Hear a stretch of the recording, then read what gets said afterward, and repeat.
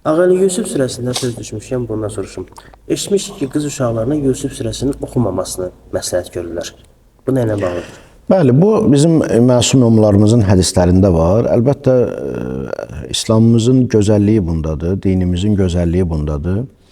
Və o dinin həqiqəti ki, Quran və Peyğəmbər və Ali Peyğəmbərin kəlamlarında və əməllərində, həyat tərzində ki, özün tərənnüm eləyir, təmsil olur. Ona görə onların buyurduqları da, həyat tərzi də çox gözəldir. Elə dinimiz qədər gözəldir, Quranımız qədər gözəldir.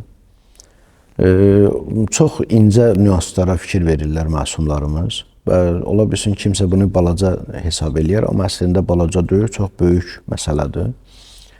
O qədər məsum imamlarımız insan tərbiyəsinə önəm verirlər ki, məsələn, axı Yusuf surəsində Züleyxanın həvəsə gəlməsi, Züleyxanın da istək yaranması Yusufa qarşı bu hissə olduğuna görə imamlarımız məsləhət görürlər ki, nə qədər ki, qız uşaqları hələ balacadır, hələ raşidə həddinə çatmayıblar, hələ öz şərlərin başa düşmürlər, hələ öz o yəni izdivac məsələləri ki, hələ ona heç məsləhət də deyil ki, aşılansın, hələ o zamandır.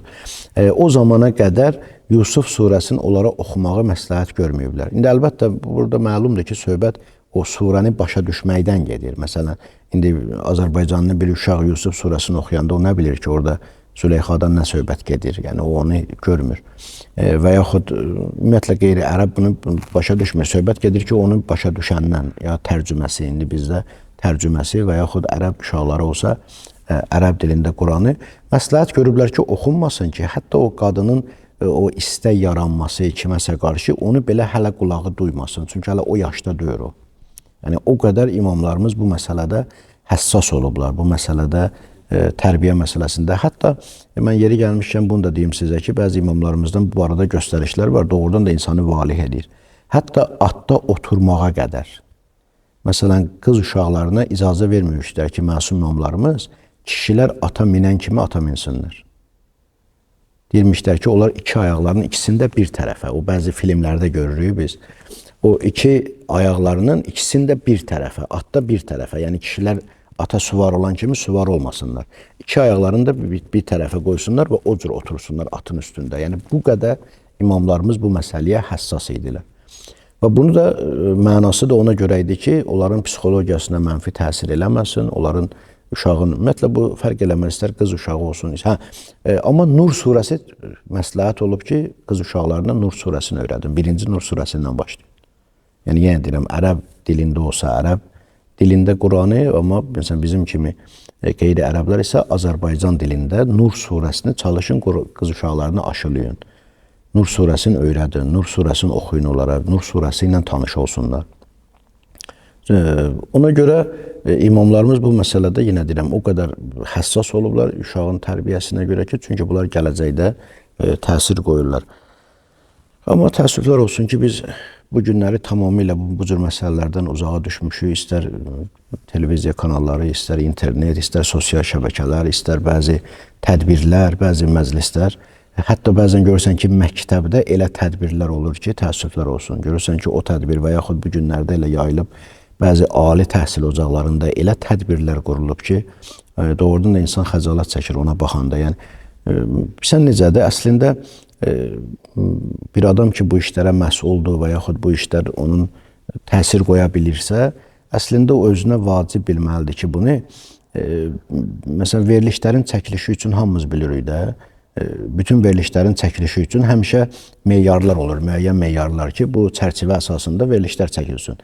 Məsələn, mənə əgər biri bu barədə soruşsaydı, mən deyərdim ki, gözəl olar ki, o insanlar ki, bu barədə birbaşa və yaxud dolayısı yolla təsir eləyə bilirlərsə, onlar mənim bu sözümə fikir versinlər, yəni heç olmasa nəzər alsınlar ki, yəni bir dənə də meyar qoyulsun bütün verilişlərə. İstər yenə deyirəm, bu sərbəst kanallar olsun, internet kanalları, istər bu telekanallar olsun, istər bu sosial şəbəkədə şəxsi profillər olsun belə.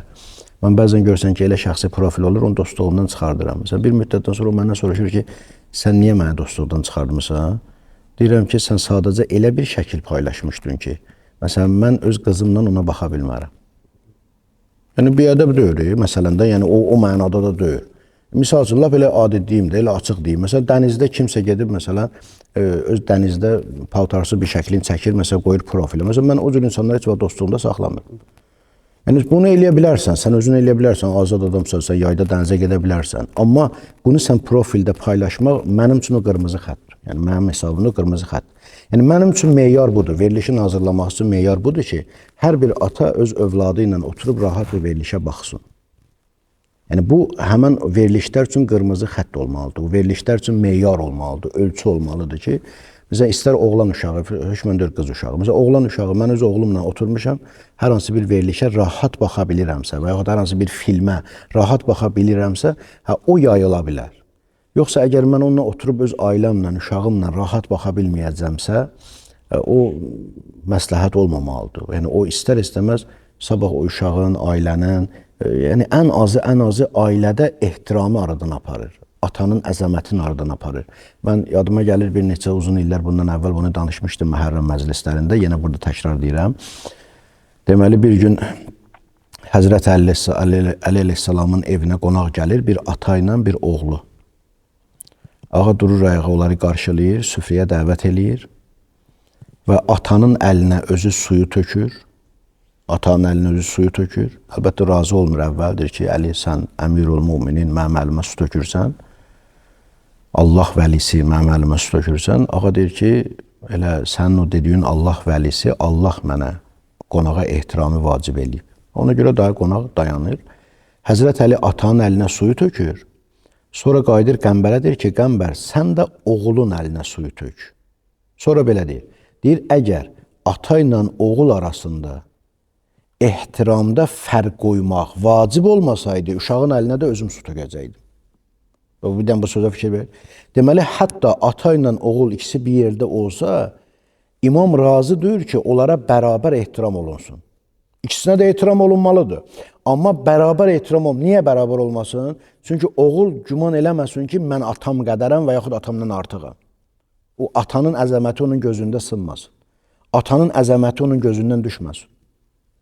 Yəni, bu qədər biz bu məsələlərə həssas olduğumuz halda, yəni təsəvvür elə ki, bir nəfər öz uşağı ilə, övladı ilə, oğul uşağı ilə oturub elə bir verilişə, elə bir tədbirdə iştirak edirsən ki, onda da atalıq ehtiramı qalmaz ki, atalıq əzəməti qalmaz ki. Buna görə imamlarımız bu məsələlərə tövsiyə ediblər ki, bəli, qız uşaqlarına bu surəni oxutdurmaq, məsləhət öyrətmək hələ. Onsuz da Qurandır bu, o da müsəlmandır, o da vaxt gələcək, öyrənəcək, o Züleyxanı da biləcək, Yusuf surəsini də biləcək, Quranı da biləcək, amma indi yox. Nə qədər ki balacadır, hələ indi ona məsləhət deyir ki, o qız uşağı Yusuf surəsi ilə tanış olsun.